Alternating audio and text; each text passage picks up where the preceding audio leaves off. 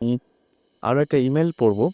আমাকে একজন এসএমএস ইমেলটা করেছেন। লিখেছে যে মাঝে মাঝেই তিনি যেটা করেন সেটা হচ্ছে তিনি বলছেন যে, আমার একটা এক্সপেরিয়েন্স আমি আপনাদের সাথে শেয়ার করতে চাই এবং ব্যাপারটা হলো যে আমি মাঝে মাঝেই রাত জেগে নেট সার্ফিং করি এবং আমার ঘরটা পুরো স্কয়ার এবং একটু ঘিঞ্জি টাইপের। এদিক ওদিকে জিনিসপত্র ছড়ানো ছিটানো। আমার ঘরে একটা আলমারি আছে এবং আলমারির পাশেই আমার পিসি টেবল এবং সামনে একটা চেয়ার পাতা আছে।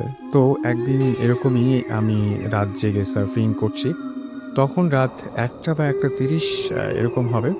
আমি কানে হেডফোন দিয়ে গান শুনছিলাম। সাডেনলি আমি দেখলাম যে জানালার নিচে পা এবং জানালার নিচে একটা ফাঁকা জায়গা দিয়ে দেখা যাচ্ছে একটা শ্যাডো স্টিল দাঁড়িয়ে আছে, নড়াচড়া করছে না।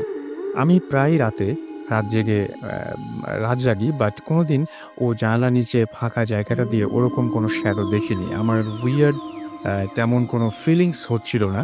কারণ যদি ওইখানে কেউ দাঁড়িয়ে থাকতো তাহলে আমাদের বাড়ির কুকুরটা নিশ্চয়ই টের পেত। বাট কুকুরটা ডাকেনি। তাই আমি তেমন কোনো অ্যাটেনশন দিলাম না ওইটার প্রতি।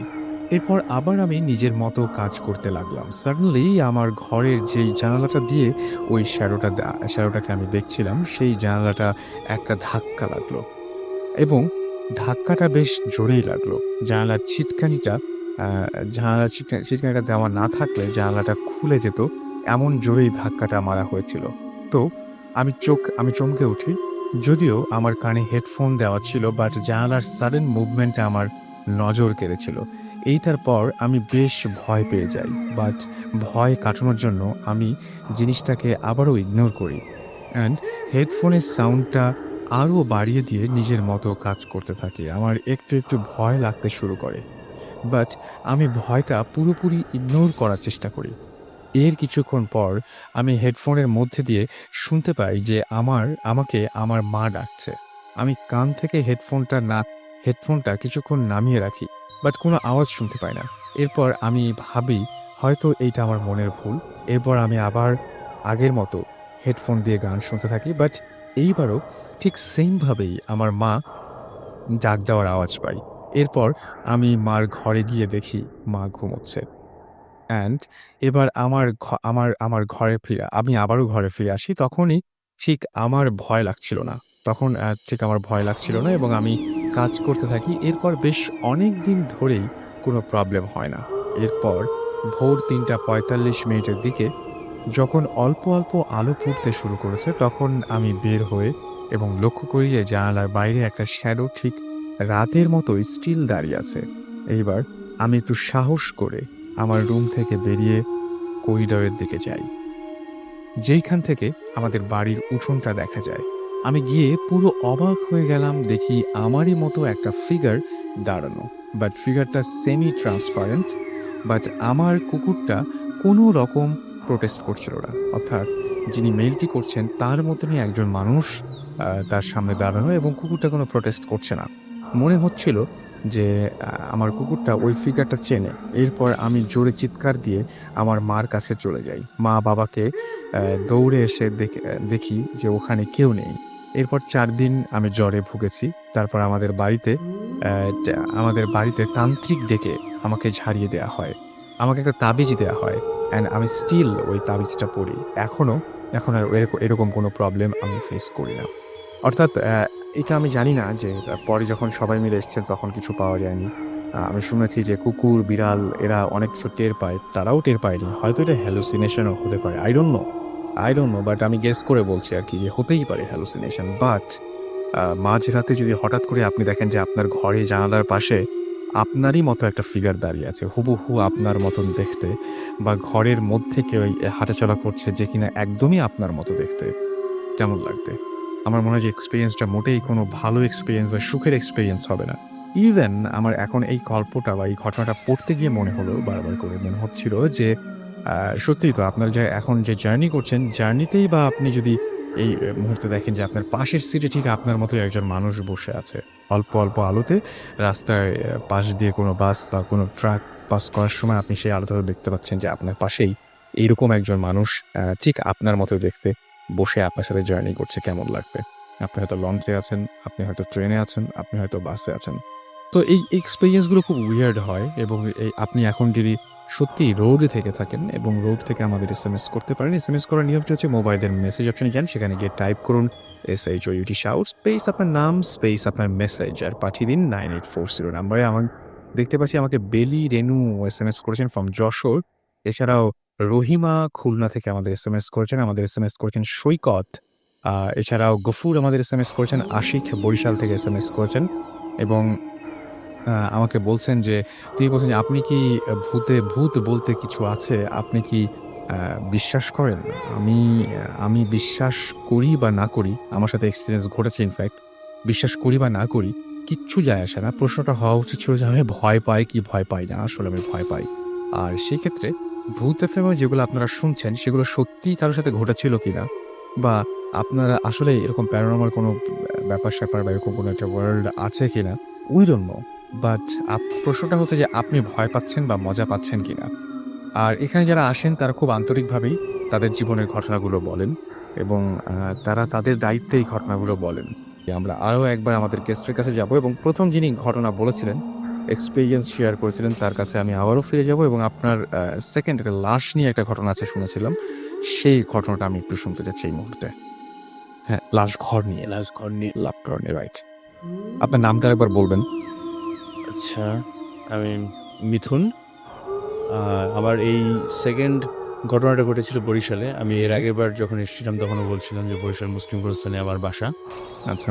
তো গোরস্থানে বাসা হওয়ার ফলে মানে ওখানে গোরস্থান রিলেটেড অনেকগুলা ঘটনাই আসলে আমি শুনেছি এবং এক্সপেরিয়েন্স করেছি। তো এবারে যে ঘটনাটা এটা আমার এক ক্লোজেস্ট ফ্রেন্ডের সাথে ঘটেছিল। তো আমরা মাগরিব নামাজ পড়ে যার বাসায় চলে যেতাম একটা আড্ডা-টাড্ডা শেষ করে।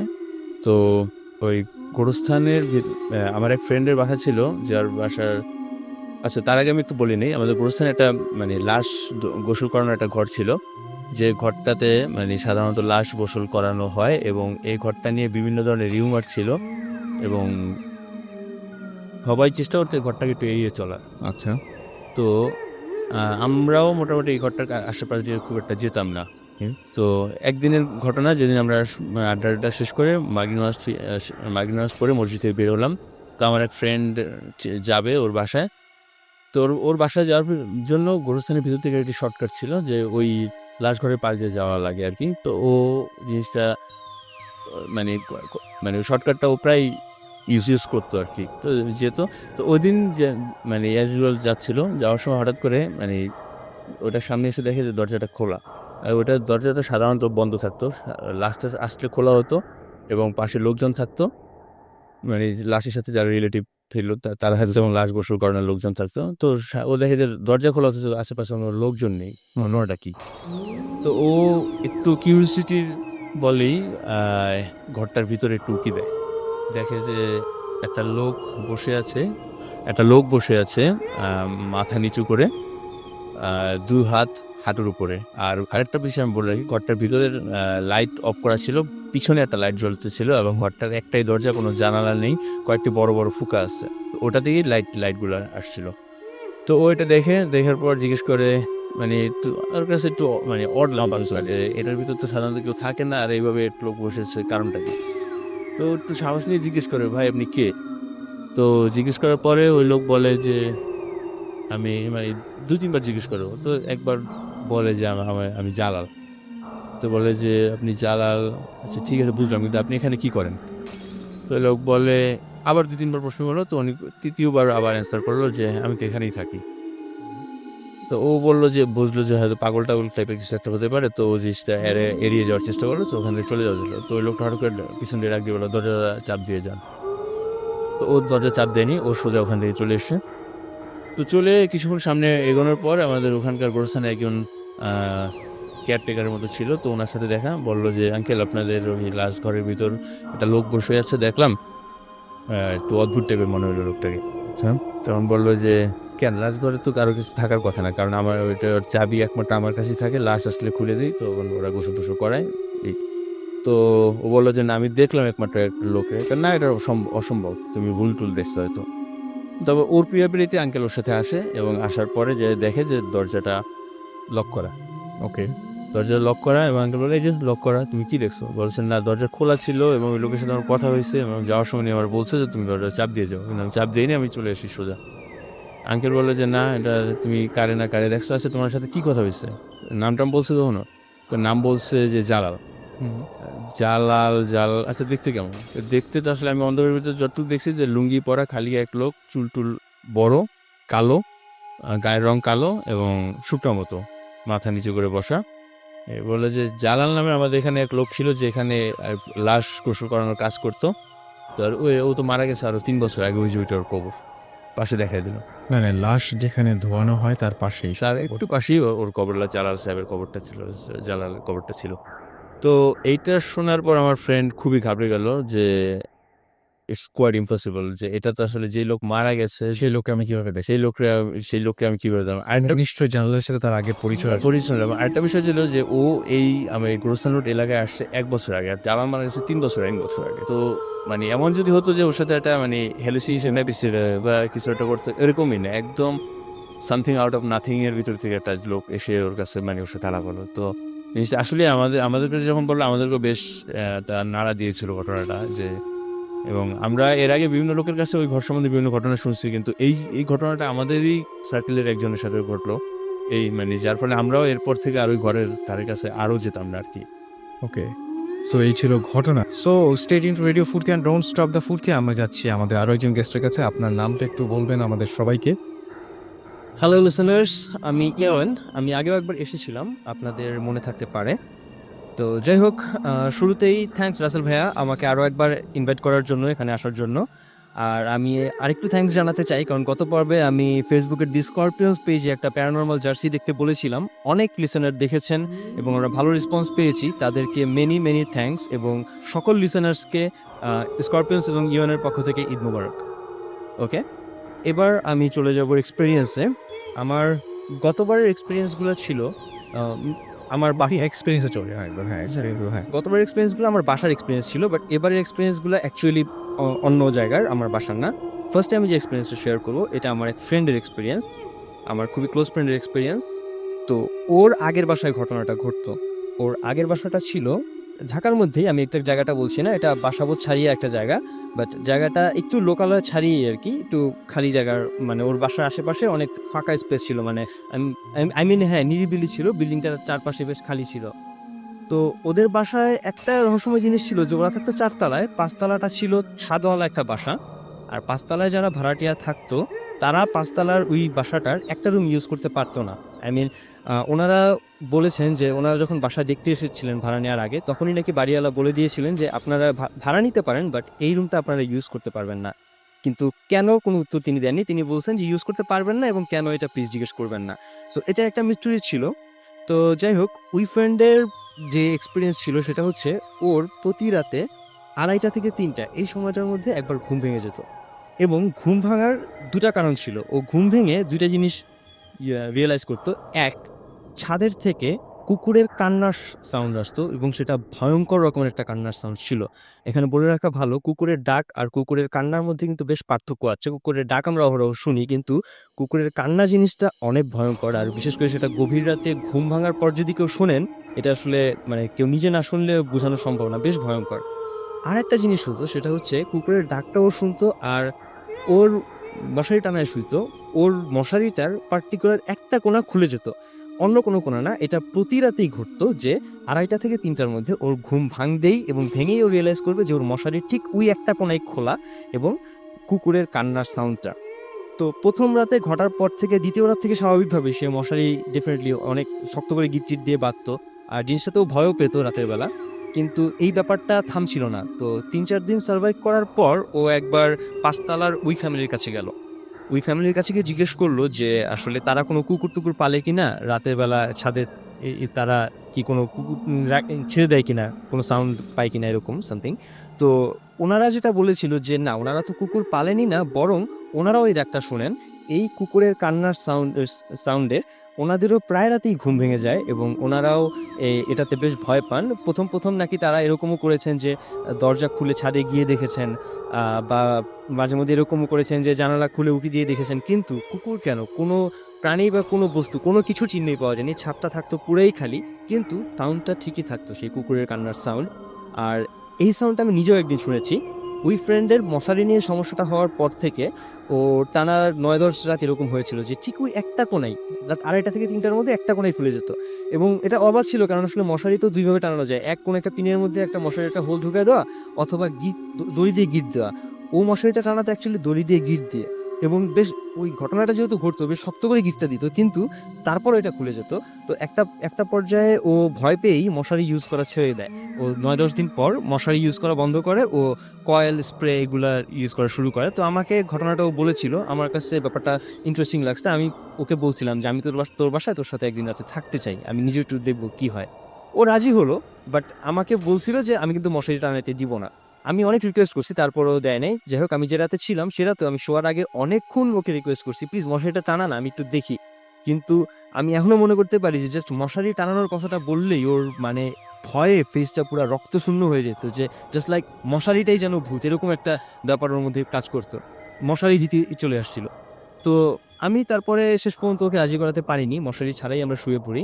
তো রাতে আমার একটা সময় ঘুম ভেঙে যায়, এবং ঘুম যখন ভাঙে তখন আমি ঘড়ির কাঁটায় দেখি যে হ্যাঁ, রাত ২:৩০ বাজে। এবং আমার ফ্রেন্ডটি, আমার ঘুম ভাঙার আগে আমি দেখি যে ওই ফ্রেন্ডটি সজাগ, সে খাটে বসে আছে। এবং তখন সে আর কি আমার দিকে তাকায় বলল, দেখছিস, আমি বলছিলাম না এরকমই হয়। কিন্তু আপনাকে আপনার ফ্রেন্ড মানে ডাক দিয়ে ঘুম ভাঙায়নি বা এরকম কোনো না, না, এরকম কিছু না। আর কি ভাইয়া, ওর তো প্রতি রাতে এই টাইমে হতো, তো ও একটা হ্যাবিচুয়েটেড হয়ে গেছে। এই টাইমে ওর ঘুমটা ভেঙেই যায়। তো ও এইজন্য আগেই ঘুম ভেঙে উঠে বসে আছে, ভয় পাচ্ছি, কিন্তু আমাকে আর ডাকে নাই। আমার ঘুম নরমালি ভাঙছে। আর আমি উঠে তারপর বসার পর তারপর বলল যে, "এই তো, আর আমি তোকে ডেকে তুললে", এটাও কিন্তু আমাকে বলছিল, "আমি তোকে ডেকে তুললে তুই মনে করতি যে আমি তোকে দেখানোর জন্য ডাকতেছি। আমি চাচ্ছিলাম যে তুই ন্যাচারালি ডাকটা শুনেই ওঠ। এজন্য আমাকে ডাকেনি।" তো তারপরে আমাকে ফ্রেন্ডটা বলল যে, এই তো শুনলি তো কুকুরের ডাকটা। আর আরেকটা জিনিস যে ওর বাসার আশেপাশে কিন্তু আসলে কোনো কুকুর-টুকুর ছিল না। আমি যতবার ওর বাসায় গেছি কখনো দেখি নাই। আর ও বলল যে ওদের এলাকায় ওরকম কুকুরের তেমন বিচরণ নাই। আর রাতের বেলা ছাদে কুকুরের কান্নার আওয়াজ ইটস কোয়াইট ইম্পসিবল। কারণ ওদের বাসার একটা বাড়িওয়ালার নিয়ম ছিল রাত ১১টার সময় গেট লক করে দেওয়া হবে। আর যেহেতু আশেপাশে এলাকাতেই কুকুরের তেমন বিচরণ নাই, ১১টার সময় নিচের গেট বন্ধ, সেখানে ছাদের থেকে কুকুরের কান্নার আওয়াজ আসতেছে। এটা কোয়াইট ইম্পসিবল। এবং ইভেন হ্যাঁ, এবং সাথে, সাথে মশারিটাও খুলে যাচ্ছে। আর ওই ৫ তলায় যারা থাকতো তারা পর্যন্ত সাউন্ডটা শুনে এবং ছাদে গিয়ে দেখে যে কিছু নাই। এটা খুবই ইন্টারেস্টিং, আমি ঠিক বলতে চাচ্ছি না, আনইউজুয়াল অ্যাকচুয়ালি। এটা বেশ ভয়ংকর। আসলে যার সাথে ঘটে সে খুব ব্যাপারটা বুঝতে পারে ভালো মতো। আমি দেখেছি, আমার ফ্রেন্ডের এক্সপ্রেশনটা দেখে আমি বুঝেছি যে জিনিসটা যে ওকে কতটা ভয় পাওয়াচ্ছে, এবং ও আমাকে বলেছিল যে ভাগ্যিস মশারিটা টানাই নাই। মশারিটা টানাইলে দেখতা যে আরো কতটা ভয় লাগে। কারণ ও বুঝতে পেরেছিল যে কুকুরের ডাকে Alright. আমি নিজেও ভয় পেয়ে গিয়েছিলাম। ওকে। এই একটা ঘটনা শুনবো। আমাদের সঙ্গে রয়েছেন একজন গেস্ট, যিনি আজকে তার ঘটনা শেয়ার করবেন। আপনার নামটা একটু বলবেন। হ্যালো লিসেনার্স, আমি মিথুন। আমি এর আগেও একবার এসেছিলাম। আমি প্রথমে দর্শকদের ধন্যবাদ দর্শক না, সরি, লিসেনার্সদের ধন্যবাদ জানাচ্ছি তাদের অসংখ্য মেইল এবং রিপ্লাইয়ের জন্য, এবং যার ফলে আজকে আমাদের সেকেন্ড টাইম এখানে আসা, এবং সাথে ঈদের আগাম শুভেচ্ছা জানাচ্ছি। আজকে আমি যে এক্সপিরিয়েন্সটা শেয়ার করব সেটা আমার ছোটো ভাইয়ের সাথে ঘটেছিল। সেটা আজ থেকে আরও ৩-৪ বছর আগের ঘটনা, কোরবানির ঈদ। তো ঈদে আমরা ফ্যামিলির সবাই মোটামুটি দেশের বাড়িতে চলে যাই। তো ওইবার আমি যেতে পারিনি আমার এক ফ্রেন্ডের বিয়ের কারণে। আর আমার ছোটো ভাই, ওর একটা কাজ ছিল, বিশেষ জরুরি কাজ, ও যেতে পারেনি। তো আমরা দুজনেই ঢাকাতে থেকেছিলাম। তো আমি ঈদের পরদিন চলে যাই কুমিল্লাতে ফ্রেন্ডের বিয়েতে। আমার ছোটো ভাই বাসায় একা। তো আমি বিয়েতে ছিলাম, তো ছোটো ভাই হঠাৎ করে ফোন দিল আমাকে। ফোন দিয়ে বলল যে, "ভাই, একটা দুঃসংবাদ আছে।" আমি বললাম যে, "কী?" ও বলল যে, "ভাই, আমাদের নিচতলায় যে একটা মেয়ে ছিল, মেয়েটা সুইসাইড করেছে আজকে।" It is very sad. আর আরেকটা বিষয় যে বেশি খারাপ লাগার জন্য, যেটা বেশি খারাপ লেগেছিল সেটা হলো যে, মানে ওই মেয়েটার সাথে আমার ছোটো ভাইয়ের ভালো একটা ইন্টিমেসি ছিল, কারণ ওরা মানে খুবই ক্লোজ ছিল, এবং একই ক্লাসে পড়তো। যার ফলে আমাদের ফ্যামিলির সাথেও ওর একটা আসা যাওয়া ছিল। জিনিসটা আমাকেও বেশ আঘাত করেছিল, অকাল মৃত্যুটা। যাই হোক, তো মানে তো আমার ছোটো ভাইয়ের নাম জ্যোতি। ও আমাকে কিছুক্ষণ পর ফোন দিয়ে বললো যে, "ভাইয়া, আরও একটা অদ্ভুত ঘটনা আছে এখানে, যে ওই আমাদের যে আঙ্কেল, উনি ওখানে থাকেন, উনি দেশের বাইরে থাকেন। আর আন্টি মৃত্যুকে মানে তাদের নিচতলার যে ফ্যামিলি ওনারা তাদের সাথে নিয়ে গেছেন। এখন মেয়েটা 3 তলায়, আমি 4 তলায় একা বাসায়, আর আর কেউ নেই। সো আমি বললাম যে, তোর কি ভয় লাগছে? না ভয় লাগছে না, তবে একটু একটু অস্বস্তি ফিল করছি। হ্যাঁ, আমি বললাম, না এটা কোনো বিষয় না, তুই সমস্যা নেই। আর তারপরে এরপরেও 12টার দিকে আমাকে একবার ফোন করে বলে, ভাইয়া একটা প্রবলেম হচ্ছে। আমি বললাম যে, কী প্রবলেম হচ্ছে? তো বললো যে, প্রবলেমটা হলো যে আমার টিভি দেখে লাইটটা অফ করে শুয়েছি, তো এখন আমার মনে হচ্ছে আমার খাটের নিচ থেকে কেউ নক করছে। ওকে, তাই আমি বললাম যে, খাটের নিচে নক করবে কে? তোর আমার এই খাটের ভিতর কোনো ইঁদুর টিঁদুর আছে? তোর ওর খাটটার বক্স খাট, তো ভিতরে কি কিছু দেখা যাচ্ছে না? ও বলে যে, না ইঁদুর না, ইঁদুরের শব্দ এরকম না, একদম মনে হয় যে কেউ নক করলে যেরকম শব্দটা হয়, শব্দটা সেরকম হচ্ছে। আমি বললাম যে, না এটা হওয়ার কোনো কথা না, তুই এগুলা মানে মাথায় নিস না। আমার মনে হয় যে ওই মৃত্যু বা এই টাইপের বিষয়গুলোর জন্য তোর মাথার ভেতর জিনিসগুলো করছে, তুই এটা লিভ কর। তো ও বললো যে, আচ্ছা ঠিক আছে। তো কিছুক্ষণ পর ঘন্টাখানেক পর আবার আমাকে ফোন দিল। ভাইয়া বললো যে, ভাইয়া সব প্রবলেমের মাত্রা তো আরও বাড়ছে। আমি বললাম যে, এখন আবার কী হলো? ও বললো যে, এখন একটা ওই শব্দের সাথে মানে ফিসফিসানি আওয়াজ শুনতে পাচ্ছি, মানে একটা কিশোরী কণ্ঠের ফিসফিসানি শব্দ। আমি বললাম যে, ফিসফিসানি শব্দ মানে তুই কোনো শব্দটা কি ফিগার আউট করতে পারছিস কী বলতে চাচ্ছে, বা এরকম কিছু কোনো ওয়ার্ড মিনিং করে কিনা? বললেন, না কোনো ওয়ার্ড মিনিং আমি বুঝতে পারছি না, আমি শুধু শুনছি একজনের ফিসফিস শব্দ হচ্ছে। ও বললো যে, আমার খুব খারাপ লাগছে, জিনিসটা আমি নিতে পারতেছি না। তার আগে আপনি একটু বলেন যে আপনার ভাই এই যে মানে সে কেমন ছিল? হ্যাঁ, আমার ভাই এটা ওর সম্বন্ধে একটু বলি। আমার ভাই খুবই আ মানে ওটা কি বলে? খুবই ফানি টাইপের একজন লোক। ও কখনোই মানে ভৌতিক এই বিষয়গুলো কখনোই ওর কাছে খুব একটা গুরুত্বপূর্ণ ছিল না। আমরা মাঝে, মাঝে হরর ছবি দেখলেও ও জিনিসগুলো ও দেখতো না। ওর কাছে জিনিসগুলো কমেডির মতো লাগতো। সো মানে এই টাইপের হরর বিষয় নিয়ে ও কখনোই খুব একটা মাথা ঘামায়নি এবং খুবই রিয়ালিস্টিক টাইপের ছিল। ও খুব ফানি ছিল। এনিওয়ে তো এরপরে আবার আমাকে ফোন দিল ঘন্টাখানেক পর যে, ভাইয়া প্রবলেমের মাত্রা আরও বাড়তেছে। আমি বললাম যে, কী হয়েছে? ও বলল যে, এবার মানে শব্দ আরও বেড়ে যাচ্ছে। ওই ফিসফিস থেকে শব্দ আরও লাউডার হচ্ছে। মানে তো ভেরি প্রবলেমেটিক একটা বিষয় হচ্ছে আসলে। আমি বললাম যে, এক কাজ কর, তুই বাসার সব লাইটগুলো জ্বেলে জোরে গান ছেড়ে রাখ। জিনিসটা আমার মনে হয় অনেকটা কাটিয়ে দিবে। এরপরে ও তাই করলো এবং করার পরে আর কোনো ফোন-টোন করলো না। এরপরে আমি ওকে ফোন দিলাম। ফোন দেওয়ার পর ২-৩ বার ফোন রিং হলো। ও ধরলো না, রিসিভ করলো না। তারপর ৪র্থ বার ফোন রিসিভ করলো। রিসিভ করার পরে আমি মানে আমার এখনো মনে আছে ১১ সেকেন্ড কলটা আ স্টেজ বের করছিল। তো ১১ সেকেন্ডে আমি ওর কোনো কথা শুনিনি। এক ধরনের ধস্তাধস্তির শব্দ শুনলাম এবং নিচে ফ্লোরে কিছু রেখে টানাটানি করলে যেরকম শব্দ, এরকম মানে অদ্ভুত ধরনের এক ধরনের শব্দ শুনতে পেলাম। তো এটা শোনার পর ১১ সেকেন্ড পর ফোনটা কেটে গেল। তো এরপরে আমি ট্রাই করলাম, ফোন সুইচড অফ, আর ফোন বাজছে না। তো আমি ওর এক ফ্রেন্ড ছিল আমাদের মোটামুটি বাসার কাছে। আমি ওকে ফোন দিয়ে বললাম যে, "জকির এই অবস্থা, তুমি একটু দেখো তো ফোনে।" ও বলল, "ভাই আমি তো ঈদে দেশের বাড়ি চলে গেছি, আমার তো ঢাকাতে নাই।"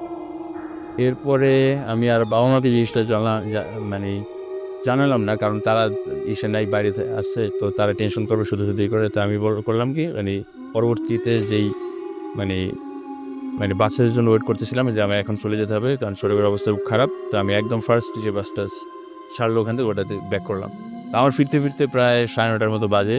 বাসায় আসছি। বাসায় আসার পর কলিং বেল দিলাম কয়েকবার, কিন্তু কোনো রিপ্লাই নেই, ভেতর থেকে কেউ আসছে না। তারপর আমি বাসার কেয়ারটেকারকে সাথে নিয়ে তালা ভেঙে ভিতরে ঢুকলাম। ঢুকার পর আস্তে, আস্তে ওর রুমে ঢুকলাম। ওর রুমে ঢোকার পর আমার যে জিনিসটা দেখলাম সেটা আমার এতখানি এক্সপেকটেশন ছিল না আমার। মানে পুরা রুম আলো একদম এলোমেলো করা। তারপর বড় একটা আলমারি ছিল, আলমারিটা সরানো এবং আমার ছোট ভাই বডিটা নিচে পড়ে আছে। আলমারিটা কিরকম ছিল? আলমারিটা বেশ বড় এবং ভারী একটা আলমারি ছিল। মানে এটা কি তার পক্ষে সম্ভব যে না, এটা ওর পক্ষে কেন? এটা যখন মানে কোনো মালপত্র ছাড়াও আমরা যখন লাগাই, আমাদের ৩-৪ জন লাগে এটা মানে এক জায়গায় এক রুম থেকে আরেক রুমে আনতে। তো সেই আলমারিটা সরানো এবং রুমের অবস্থা খুবই খারাপ এবং আমি একটা জিনিস তখন খুব মানে আমি অস্থির থাকার পর একটা জিনিস নোটিস করছিলাম যে রুমের ভিতরে অদ্ভুত একটা গন্ধটা মানে আমি এর আগে এরকম কোনো গন্ধ এক্সপেরিয়েন্স করিনি আসলে। তো যাই হোক, আমি তখন চিন্তা আমার ছোট ভাইকে নিয়ে যে ওর কী অবস্থা। তো ওকে দেখলাম যে জ্ঞান হারানো। তো আমি তাড়াতাড়ি হসপিটালে নিয়ে গেলাম। তো ঘন্টা ২ পর ওর জ্ঞান ফিরলো। তখন আমি ওকে এ সম্বন্ধে কিছু জিজ্ঞেসই করিনি। তো পরে সুস্থ-টুস্থ হওয়ার পর বাসায় আসার পরে আমি একসময় জিজ্ঞেস করলাম যে, আসলে ঘটনাটা কী হয়েছিল? ও কিছু বলল না। তো আমি আবার কিছুদিন পর আবার জিজ্ঞেস করলাম যে, আসলে কী হয়েছিল ওইদিন? তুই কিছু মানে বলছিস না কেন? ও বলল যে, আমি এটা নিয়ে কথা বলতে চাচ্ছি না। প্লিজ এটা নিয়ে আমাকে কখনো জিজ্ঞেস করবেন না। তো এরও অনেকদিন পর আমি আবার ধরলাম, আমার আরও কাজিন ছিল, যে ও বললো সেদিন খুব মানে মোটামুটি বিরক্ত হয়ে বলছিল যে আমাকে এটা নিয়ে কখনো কিছু আস্ক করবা না, কখনো জিজ্ঞেস করবে না, কারণ আমাকে বলা হয়েছিল এটা যাতে আমি না বলি। এবং এরপর থেকে আমার ছোট ভাই অনেক নিস্তেজ হয়ে যায়। ও মানে ওই ফান টানের বিষয়গুলো ওর ভিতর থেকে অনেকটা কমে যায়, এবং আর এই ভূত-টুত টাইপের বিষয় নিয়ে আর কখনো ফান টান ও কখনোই করেনি।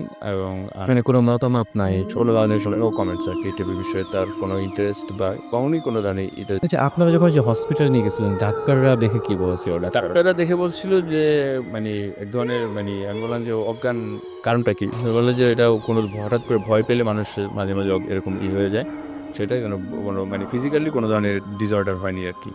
আচ্ছা, এটা বুঝতে এটা। সো এই ছিল ঘটনা। ওকে, থ্যাংক ইউ। এর সঙ্গে আরও একজন লিসনার রয়েছেন, এই মুহূর্তে তিনি গেস্ট আমাদের, তার সাথে একটা ছোট্ট ঘটনা শুনবো আমরা। বলুন, আপনার নামটা বলবেন। হ্যালো লিসেনার্স, আমি ইশাদ। আমি পড়াশোনার পাশাপাশি সঙ্গীতাতে ডিজাইনার হিসাবে জব করছি। যেহেতু এটা ঈদের আগে লাস্ট প্রোগ্রাম, তাই সবাইকে অগ্রিম ঈদ মোবারক। কথা না বাড়িয়ে আমি সরাসরি এক্সপিরিয়েন্সে চলে যাই। আমার বয়স তখন 7-8 বছর। তখন আমাদের পরিচিত খুব ক্লোজ এক চাচা ছিল। তিনি আমাদের আর কি ফ্যামিলির এই প্যারানর্মাল ঘটনা টটনা সলভ করতেন। তো মানে কোনো ধরনের কোনো ঝামেলা হলে তিনি এসে সেটা সমাধান করে দেন। তিনি কি করতেন এমনিতে? তিনি আগে আর কি খুব ছোটোখাটো একটা ব্যবসা করতেন। তো হঠাৎ আর কি রাস্তার মধ্যে কোনো একটা ঘটনার কারণে তার উপর এরকম আর আমরা শুনেছি যে জিনের ভর করে। তারপর থেকে এরকম ঘটনা ওনার সাথে পরিচয়। তো এরকম এক্সপিরিয়েন্স আমাদের সাথে ঘটলেও তো এরকম সলভ সেই করতেন। তো যাই হোক, একবার আমার আম্মু তাকে ইনভাইট করে বাসায়। হুম। তারপর সে আসে, সেখানে ছোটোখাটো কিছু ঘটনা ঘটে। মেইন ঘটনা হচ্ছে আমাদের পারিবারিক একটা সমস্যার কারণে আম্মুর সাথে আমার আর কি তার বাসায় যাওয়া হয়। তার বাসায় গেলাম, বেশ ভালো কথা। সেখানে রুমে কেউই ছিল না, আমি ছিলাম, আম্মু ছিলাম, আর সেই চাচা ছিলেন। তো রুমের সব বাতি জ্বালানোই ছিল, মোটামুটি নর্মাল রুমের যে পরিস্থিতি থাকে সেরকমই ছিল। তারপর আমরা বসলাম, আমি আম্মুর বাম পাশে ছিলাম, আম্মু আমার ডান পাশে ছিল। জি। সামনে আমাদের একটা টুল ছিল এবং টুলের ওই পাশে আমার চাচা বসেছিল, আর রুমে অন্য কেউই ছিল না। তারপর হঠাৎ চাচা কি বিড়বিড় করে বলতে বলতে হঠাৎ সে বলল আম্মুকে যে আপনি খুব শক্ত হয়ে বসেন এবং নড়াচড়া করবেন না এবং ভয় পাবেন না। আম্মু সে অনুযায়ী বসে আছে শক্ত হয়ে, নড়াচড়া করছে না। তো 2-3 মিনিট এরকম গেল। 2-3 মিনিট কোনো সাড়া শব্দ নেই, সব রুমে সবাই স্তব্ধ, আমিও স্তব্ধ। আম্মু খুব শক্ত করে বসে আছে। তো হঠাৎ চাচা বিড়বিড় করে বলতে বলতে হঠাৎ সামনে যে টুলটা ছিল, টুলে খুব প্রচণ্ড জোরে একটা থাপ্পড় দেয়, যার ফলে আমি খুব স্তম্ভিত হয়ে যাই এবং ভয় পেয়ে যাই। তখন তো আমি খুব ছোট ছিলাম, মানে এমন অবস্থা হয়েছিল যে আমি জোর অজ্ঞানী হয়ে যেতাম। এরকম একটা বুঝলি চমকালে যেমন যেরকম শব্দ, সেরকম একটা শব্দ হের মতন একটা গর্জন। তারপর আম্মু তার কোলের দিকে তাকিয়ে দেখে। বাই চান্স আমি একটা বিষয় এখানে বলতে ভুলে গেছি যে এই ঘটনার আগে চাচা বলেছিল যে আম্মুকে তার কোলটা আঁচল দিয়ে ঢেকে রাখতে। আচ্ছা। তখন চাচা বলল এখন আপনার আঁচলটা সরান। তা আম্মু সে অনুযায়ী আঁচলটা সরালো এবং দেখে যে একটা আস্ত খাসির রানের মাংস। আচ্ছা। এবং সেটা পুরোপুরি রক্তে ভেজা। মানে মনে হচ্ছিল যে এইমাত্র খাসিটা কেটে রানটা আলাদা করে নিয়ে এসছে। এবং ওর চোখ তো পুরো হ্যাঁ, ওই পুরোপুরি খোলা ছিল এবং আমি দেখতে পাচ্ছি যে আশেপাশে কেউই নেই। কেউ যদি এসে দিয়েও যেত তাহলে 2-3 জন লোক অন্তত দরকার ছিল। কারণ এটা খুবই ভারী ছিল, খুব বড় ধরনের একটা খাসির রান। তারপর আম্মুকে বলল যে এটা অর্ধেক অংশ হয়তো ফকির টকিরকে দিয়ে দিতে, বাকি অংশ আমাদের ওই পারিবারিক সমস্যার কারণে বলল এটা পরিবারের অন্যান্য লোকজনকে আর কি খাইয়ে দিছে, তারপরে এই সমস্যাটার সমাধান হবে। তো তারপর আমি বলতে পারছি না যে এই সমস্যাটা পরে সলভ হয়েছিল কি না, তা আমার জানা নেই। এই ছিল ঘটনা। ওকে। সো এরকম আপনার সেই চাচা, তিনি এরকম অলৌকিক কিছু ঘটনা ঘটাতে পারতেন এবং অবশ্যই আপনি যেটা বলছেন আপনার কথা অনুযায়ী জিনদের সাহায্য নিয়ে। জি, জি। জিনদের সাহায্য নিয়ে এবং তিনি অনেকভাবেই এভাবে আপনাদের পরিবারের অনেক কিছু সলভ করেছেন। সেই ঘটনাতে আমরা একটু পরে যাচ্ছি এবং এরকম ঘটনা আ আমি আরো উনার কাছ থেকে শুনবো। আরো যে সমস্ত ঘটনা আছে সেই ঘটনাগুলোতে একটু পরেই ফিরে আসবো। তার আগে ছোট্ট একটা ব্রেক নিবো। আর এই সাথে আরো একজন গেস্টের ঘটনা আমরা একটু শুনতে চাই। আ আপনি একটু আগে আপনার নামটা আগে বলবেন। Hello listeners, this is Ershad again. আচ্ছা, আপনি যেটা বলছিলেন সেটা হচ্ছে যে আপনার একজন চাচা আছেন এবং তিনি অলৌকিক অনেক কিছু ঘটাতে পারতেন। তার সেই ক্ষমতা ছিল। তো আর কি অলৌকিক ব্যাপার-স্যাপার ঘটেছিল আপনাদের বাসায়? এই ধরনের আরও কিছু এক্সপেরিয়েন্স আছে আমার নিজের। তো একবার আমার আম্মু তাকে ইনভাইট করে আমাদের বাসায়। তো ইনি সেই ইনভাইটেশন অনুযায়ী আসে আমাদের বাসায়। তো এসেই যেহেতু আমরা তখন খুব আমার আদর করতো আমাদেরকে। তো এসেই জিজ্ঞেস করতো, "তোমরা কি খাবা?" তখন আমি ছোট ছিলাম, তখন আমার প্রিয় ছিল কিসমিস। তো বলতাম কিসমিস খাবো, তখন সে বলতো, আম্মুকে বলতো, "একটা প্লেট নিয়ে আসো।" তো আম্মু তখন প্লেটটা নিয়ে আসতো। তো প্লেট নিয়ে এসে তো বলতো এই প্লেটটা একটা গামছা দিয়ে ঢেকে রাখতে। তারপর তিনি ওই গামছার ভেতরে হাতটা ঢুকাতেন। হাত ঢুকিয়ে তা ২-১ মিনিট পরেই দেখা যাচ্ছে প্লেটের মধ্যে কিছু একটা পড়ছে। মানে প্লেটের মধ্যে এক মুঠ চাল নিয়ে যদি ছাড়া হয় যে এরকম শব্দ, সেই শব্দটা কিন্তু পাচ্ছি। ওনার হাত ছিল ভিতরে। হাত ভিতরে ছিল এবং ঢাকা ছিল গামছা দিয়ে। হাতের মধ্যে কিসমিস থাকার কোনো না, সম্ভাবনা না নেই। কোনো সম্ভব হয় নাই নেই। আর তারপর যখন উনি এই গামছাটা সরাতে বলেন, তখন দেখা যায় যে পুরা প্লেটটা ভরা কিসমিস। সেই হাতে মুঠ করে রাখার মতো কিসমিসের পরিমাণ না, খুব বেশি পরিমাণ। এবং সেটা যখন আমাদেরকে খেতে দিতেন, সেটা এত গরম থাকতো মনে হয় যে এইমাত্র সেটা তৈরি করে আনা হয়েছে। তো সেই দিনেরই আরেকটা ঘটনা হলো, তখন আম্মুকে যখন জিজ্ঞেস করে, "তুমি কি খাবা?" তখন আম্মু বলে, "গেন্ডারি খাবো।" তখন আমাদের এই বারান্দায় নিয়ে আসে আমাদের। গ্যান্ডারি হয়তো বুঝবেন না। গ্যান্ডারি মানে হচ্ছে আখ। জি, জি, সুগার কেন। জি, জি। ওকে। তো তখন আমরা বারান্দায় নিয়ে আসে। তো বারান্দার থেকে প্রায় ১০-১৫ ফিট দূরে আরেকটা বাড়ি ছিল। ওই বাড়িতে একটা আরকি আম গাছ ছিল। তো এই বারান্দায় নিয়ে আসে। তারপর সে বলে ওই আগের মতোই প্লেটটার সাথেই থাকে এবং গামছাটাও থাকে। সে গ্রিলের বাইরে থেকে হাত দেয় এবং গ্রিলের বাইরেই সে প্লেটটা ধরে এবং গামছা দিয়ে আগের মতোই ঢাকা থাকে। তো কিছুক্ষণ পরই এবং সে তখন একটা হাতে ছুরি নিয়ে নেয় অবশ্য। ছুরি নিয়ে হাত ঢাকা ছিল, ভিতরে কাটা শুরু করে। কি কাটছে এটা তো আমরা দেখতে পাচ্ছি না।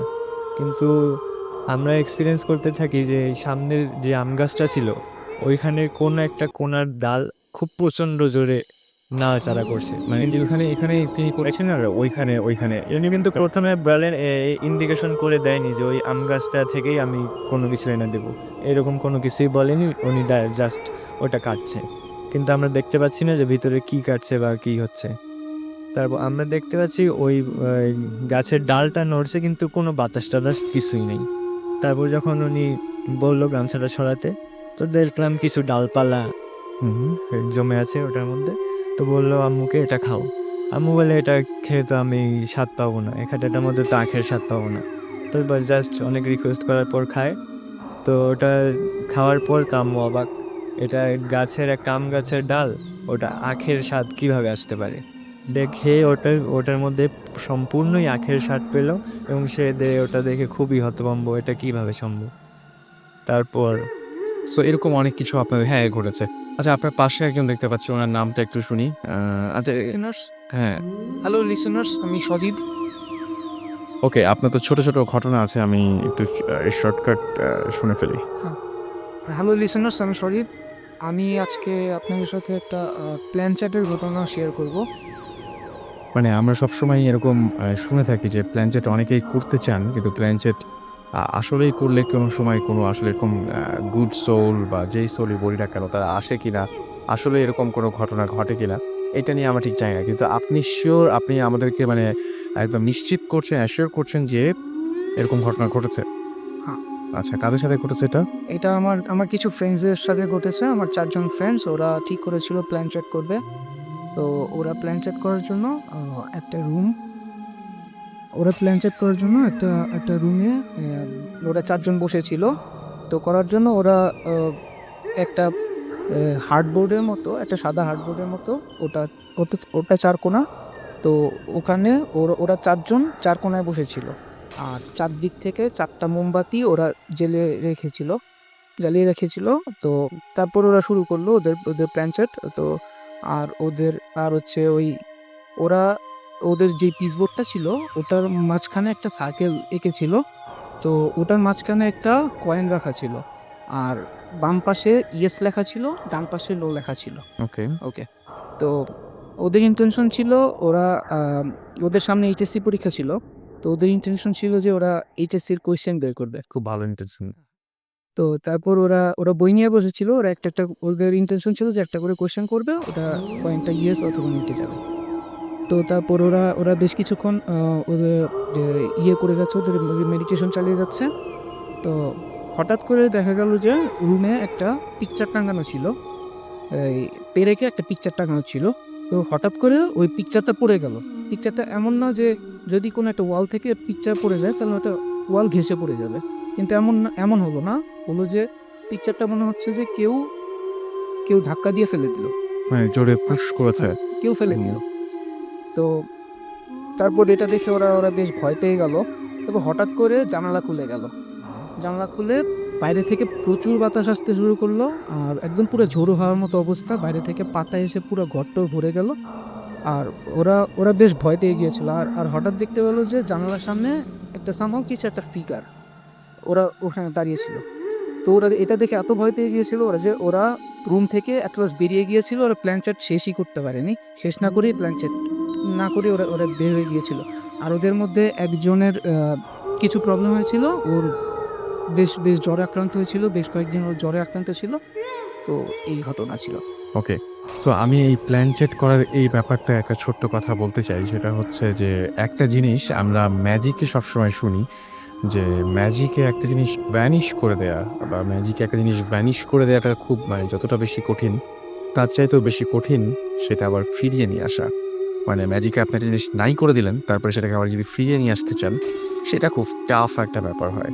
আর আমার কাছে আমি অনেকের কাছে শুনেছি যারা এই যে সমস্ত প্ল্যান চেট করেন বা এই ধরনের ঘটনার সাথে জড়িত তারা অনেকে বলেন এরকমভাবে যে আত্মা নিয়ে আসা হয়তো কোনো সময় সম্ভব হলে হতেও পারে, বা কেউ হয়তো চেষ্টা করে আত্মা নিয়েও আসতে পারে, কিন্তু সবচেয়ে ডিফিকাল্ট হচ্ছে আত্মাটাকে আবারও ফেরত পাঠানো। সে যদি আপনার সাথে থেকে যেতে চায় তাহলে সেটা খুবই ডিফিকাল্ট হবে। তার সঙ্গে মানে তাকে আপনার স্বাভাবিক জীবনে এরকম একটা অস্বাভাবিক ব্যাপারকে স্থান দেয়া কতটুকু আপনাদের জন্য মানে কি বলবো স্বস্তিদায়ক হবে আই ডোন্ট নো। আরও একটা ঘটনা শুনবো। আপনার কোনো ঘটনা আছে? আচ্ছা, জি। Okay dear listeners, it's Ian again. এবারের ঘটনাটা আমার ফ্রেন্ডের কাজিনের, ও আমার ফ্রেন্ডের কাজিনের সূত্রে পরিচয়, নাদিম নাম। তো ওর ঘটেছিল এবং এটা ঘটেছিল এবার এই রমজানের প্রথম রমজানে। তো ওর দাদার মৃত্যুবার্ষিকী ছিল। ওদের দাদার মৃত্যুবার্ষিকী উপলক্ষে ওরা তখন গ্রামের বাড়ি গিয়েছিল। বাড়িটা ছিল বরিশালের ভাসানচরের একটা গ্রামে ভিতরে, বেশ প্রত্যন্ত গ্রাম ওইটা। তো ওখানে বাদাসও ছিল মিলাদ, এবং প্রথম রোজায় যেহেতু তো ইফতারের একটা ভালো আয়োজন ছিল। তো ওদের জায়গাটা এরকম ছিল যে আমি ওর কাছ থেকে যা শুনেছি, ওদের বাসা থেকে মানে গেটের কাছে আসলেই একটা মসজিদ, একটা ছোট কাঁচা রাস্তার ওই পারে পুকুর, আর মসজিদটার একটু সামনে 3টা কবর। তো কবর 3টা হচ্ছে ওর দাদার, দাদির এবং একটা হচ্ছে ওর চাচির কবর। এটা কবরস্থান ঠিক না, পারিবারিক কবরস্থান বলা যেতে পারে। তো এরকম। আর ওই চাচির কবরটা খুব একটা আগের না, 6 মাসের মতো হয়েছে, যাই হোক। তো বাদাসরে ও মিলাদ অ্যাটেন্ড করলো, দাদা মৃত্যুবার্ষিকীর মিলাদ। দেন তারপরে ইফতারের টাইমটায় জাস্ট ঘটনাটা ঘটেছিল ইফতারের মাগরিবের আজান দেওয়ার কিছুক্ষণ আগে। ও মিলাদ পড়ে ইফতারের আয়োজন করে অনেক কাজকর্ম সেরে ও আজান দেওয়ার 5-7 মিনিট আগে জাস্ট সময় পেল অজু করার। তো ও অজু করতে ওই গেটের বাইরে মসজিদের উল্টা সাইডে যে পুকুরটা ছিল সেই পুকুরের কাছে সে যায় অজু করার জন্য। তো অজু শেষ করে তখন আজান দিবে কিছুক্ষণের মধ্যেই, বেশ তাড়াহুড়া করে অজুটা করে সে যখন উঠে আসছে তখন হঠাৎ করে খেয়াল করে মাগরিবের সময় একটু অন্ধকার একটু আলো এরকম একটা অবস্থা। সে খেয়াল করে যে তার ওই মসজিদের একটু সামনেই তো কবরগুলো, যে খেয়াল করে যে কবরটার বাউন্ডারি দেওয়া কবর, বাঁধানো কবর, বাউন্ডারির মধ্যে এক লোক দাঁড়ায় আছে এবং লোকটা পায়জামা পাঞ্জাবি পরা ছিল। তো কিন্তু উল্টা দিকেই ফিরেছিল, সে লোকটার ফেস দেখতে পাচ্ছিল না, যে লোকটা কে বুঝতে পারতেছিল না। বাট ওর কাছে অবাক লাগছে এরকম, মানে দাঁড়ানোর ভঙ্গিটা দেখলে মনে হয় যে তিনি কবর জিয়ারত করছেন। এটা হইতেই পারে কারণ তার আজকে মৃত্যুবার্ষিকী, কবর জিয়ারত কেউ করতেই পারে। কিন্তু অবাক লাগছে এটা যে বাউন্ডারির ভিতরে কেন, কবর জিয়ারত তো মানুষ সাধারণত বাঁধানো জায়গাটার বাইরে দাঁড়ায় করে, উনি কবরের বাঁধানো জায়গার ভিতরে দাঁড়িয়েছিলেন। তো একটু পরে লোকটা ঘুরে ওর দিকে তাকায় এবং জাস্ট যখন তাকায়, ও মাই গড, মানে that was the main scary thing, যে ও সবচেয়ে ভয় পেয়ে যায় যে ও যেটা দেখে সে লোকটা ছিল ওর দাদা, অ্যাকচুয়ালি যার মৃত্যুবার্ষিকী সেদিন ছিল। আর ওর দাদা মারা যায়, ও খুব ছোট তখন ছিল সেই সময়। তো ওর দাদার তেমন কোনো স্মৃতি ওর মনে নাই, ও দাদা বলতেও যা বুঝে জাস্ট এই ছবির স্মৃতিগুলাই, কিন্তু এই যাকে সে ছবি ছাড়া তেমন তার লাইফে দেখেইনি বলতে গেলে, সেরকম মানুষকে, এবং যে মৃত তার আজকে মৃত্যুবার্ষিকী, তাকে হঠাৎ করে তাই কবরের সামনে দেখা, সে প্রচণ্ড ঘাবড়ে যায়। এবং এরকম একটা সময় সে ঘরে দৌড়ে চলে যাবে ভয় পেয়ে, এরকম একটা সময় সে হঠাৎ নোটিস করলো যে তাকে হাত ইশারায় ডাকছে তার দাদা। আরও ভয় পেয়ে যায় সে, জাস্ট কোনো রকম টাইম ওয়েস্ট না করে দৌড়ে ঘরের ভিতর চলে যায়। এবং ইন দ্য মিন টাইম মাগরিবের আজান দিয়ে ইফতারও হয়, কিন্তু সে স্বাভাবিকভাবে খুব অস্থির ছিল এবং তার বাবা-মাকে একটু, মানে অনেক লোকজন ছিল ঘরের মধ্যে যদিও, আ তারা বাবা-মাকে একটু সাইডে নিয়ে ঘটনাটা বলে। স্বাভাবিকভাবেই তার বাবা-মা কেউই বিশ্বাস করে না এবং বলে যে আসলে এটা হওয়া সম্ভব না। আর স্বাভাবিকভাবে আজকে তোমার দাদার মৃত্যুবার্ষিকী, তুমি হয়তো তার ব্যাপারে বেশ ফিল করছো, এইজন্য এটা দেখতে পারছো। এরকম বিভিন্ন কথা বলে, কিন্তু ওর চেহারার ভীতি, ওর বলার এক্সপ্রেশন সবকিছু মিলে জাস্ট ওনারা ইগনোরও করতে পারছিল না যে না, কিছু মনে হয় হইছে, নাইলে এরকম করার কথা না। নাদিম তো এরকম না। তো তারপরে এক পর্যায়ে নাদিমের যখন কিছুতেই মানে বিশ্বাস করাতে পারছে না, তো ওর বাবা বলে, "আচ্ছা ঠিক আছে, আমরা গিয়ে দেখব।" তারপরে এশার আজানের দিকে, এশারের ওয়াক্ত যখন হয়ে গেছে, এরকম একটা সময় নাকি যে নাদিম, ওর আরো বড় ২-৩ জন কাজিন আর ওর আব্বু, এরা সবাই মিলে কবরের কাছে যায় টর্চ লাইট নিয়ে। তো গিয়ে খুব ভালো করে ৩ টা কবরের চারপাশে খুঁজে-টুজে দেখলো, স্বাভাবিকভাবেই কিচ্ছু পাওয়া যায় না। ওই লোক তো, মানে ও যে ওর দাদাকে দেখেছিল, দাদা তো নাই, মানে তেমন অস্বাভাবিক কিছুই দেখা যাচ্ছিল না। হঠাৎ করে ওর এক কাজিন আরকি টর্চ মেরে হঠাৎ করে নোটিস করলো এটা, যে ওর যে চাচির কবরটা ছিল, যেটা ৬ মাস আগে দেয়া হয়েছে, ওই চাচির কবরের পায়ের যে দিকটা ছিল সেইখানের মাটি কিছুটা খোঁড়া। মানে কিছুটা মাটির অংশ কিছুটা উঠানো এবং সেখান দিয়ে একটা হাড্ডির মতো বের হয়ে আছে। তো এইটা দেখে তারা আসলেই বেশ ঘাবড়ে যায় জিনিসটা। কারণ কবরটা বাঁধানো একটা কবর, কিন্তু এখানে একটা পোরশনের মাটি বেশ ভালো মতো খোদাই করা এবং মাত্র ৬ মাস আগে মারা যাওয়া একটা মানুষের হাড্ডি বের হয়ে আছে। তারা আসলেই ভয় পেয়ে যায়। তো এরপরে তারা নাদিমের সাথে এটা নিয়ে কোনো ডিটেইল ডিসকাশন এ যায়নি যে তুমি যা দেখছো তার ঠিক বা তা ভুল। তারা জাস্ট ওইখানেই অফ হয়ে যায়। তারা বাসায় আসে এবং পরের দিন পারিবারিক উদ্যোগে কবরটা ঠিক করা হয়। কিন্তু মুরুব্বিদের মাথা থেকে জিনিসটা যাচ্ছিল না। এই পুরা রমজান জুড়েই ও বলল যে ওর যারা মুরুব্বিরা আছেন বা এলাকার মুরুব্বিরা আছেন, ওনারা এটা নিয়ে অনেক আলোচনা বিলোচনা, অনেক ডিসকাশন করেছেন এবং বেশ কিছু হুজুরের কাছেও এটা বলা হয়েছে এবং এ সম্পর্কে ব্যাখ্যা চাওয়া হয়েছে।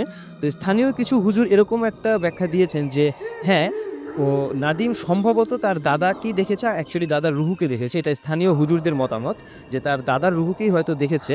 আর এজন্য দেখেছে কারণ একজন মৃত মানুষের কাছে কবর অত্যন্ত গুরুত্বপূর্ণ একটা ব্যাপার। আর ঠিক তার পাশেরই কবর, তারই ছেলের বউয়ের কবরটা, ওইটার যে কে খুঁড়ছে ওটা খুঁড়তেই পারে, কোনো শিয়াল হতে পারে বা যেকোনো ন্যাচারাল কারণে ওই কবরটা হয়তো মাটি উঠে গেছে, হাড্ডি বের হয়েছিল, হতে পারে। কিন্তু জাস্ট এই জিনিসটা তিনি হয়তো মানতে পারছিল না বা তার রুহুটা মানতে পারছিল না যে তার পাশে তারই ছেলের বউর কবরটা আসলে এরকম একটু প্রবলেম, মাটি উঠে গেছে।